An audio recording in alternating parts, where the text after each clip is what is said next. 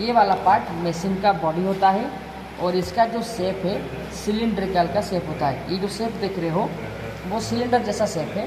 उसके बाद ये कैसे या फिर कौन सा मटेरियल से बनाया गया है। उसके बाद ये एक मोल्डिंग पार्ट है। मोल्डिंग पार्ट का मतलब देखो इसमें बीच में कहीं भी जॉइंट नहीं है, यानी कि इसे टोटल जैसे तुम्हारा साइकिल का पार्ट होता है। उसके बाद इसका काम क्या होता है, ये मशीन का बॉडी जैसा काम करता है। आज हम डीसी मशीन का डिफरेंट पार्ट्स के बारे में डिस्कशन करेंगे। तो पहले कौन सा पार्ट्स के बारे में डिस्कशन करेंगे, पूछिए, मुझे पूछिए।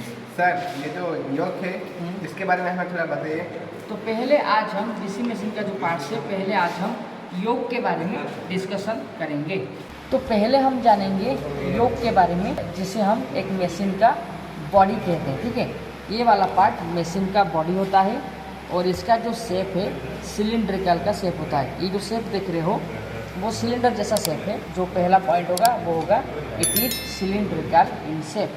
ठीक है, ये जो योग तुम अभी देख रहे हो इसका शेप कैसा है, सिलेंडर जैसा है।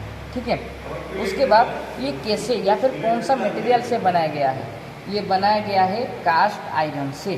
ठीक है, तो योग को कास्ट आयरन से बनाया गया है। उसके बाद ये एक मोल्डिंग पार्ट है। मोल्डिंग पार्ट का मतलब इसे जो इसका होता है छांचा, उसमें डायरेक्ट बना के या फिर वहाँ पे ही डायरेक्ट बनाया गया है। देखो इसमें बीच में कहीं भी जॉइंट नहीं है, यानी कि इसे टोटल जैसे तुम्हारा साइकिल का पार्ट होता है, जो मेन पार्ट साइकिल का, ठीक है ना, उसी तरह ये एक मोल्डिंग पार्ट है। ये इसके साथ जो सब लगा है, जो फिट भी लगा है वो देखो डायरेक्ट लगा है, कोई भी नॉट बोल्ट इसके साथ नहीं है। ठीक है, पहला पॉइंट क्या हुआ, इसका शेप है सिलिंड्रिकल का। दूसरा है ये कास्ट आयरन से बनाया गया है और ये एक मोल्डिंग पार्ट है। ठीक है, ये डायरेक्ट एक तो छांचा में गिरेगा, डायरेक्ट निकलेगा, कोई भी जॉइंट इसके बीच नहीं है।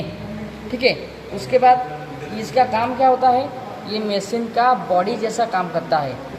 उसी तरह ये है मशीन का मेन पार्ट या फिर मशीन का बॉडी, जिसके साथ डिफरेंट पार्ट्स को अटैच किया जाता है। इसके अलावा जो दूसरा फंक्शन था, it holds all the parts of the machine, यानी कि मशीन का जितना भी पार्ट है, चाहे वो रोटेटिंग पार्ट हो या फिर स्टेशनरी पार्ट हो, वो सब इस योग के माध्यम से होल्ड किया जाता है। समझ गए। उस तरह ये है मेन पार्ट, जिसके साथ जितना भी रोटेटिंग पार्ट है सबको कनेक्शन किया गया है। जितना भी rotating part, not bolt, terminal bolt, सब इसके साथ ही कनेक्शन किया गया है। समझ में आ गया पहला पार्ट के बारे में। तो इलेक्ट्रिकल मशीन से जुड़े जितना भी पार्ट देख रहे हैं, इनमें से कुछ पार्ट के बारे में हम डिस्कशन कर चुके हैं और कुछ पार्ट्स के बारे में हम आने वाले एपिसोड्स में डिस्कशन करेंगे।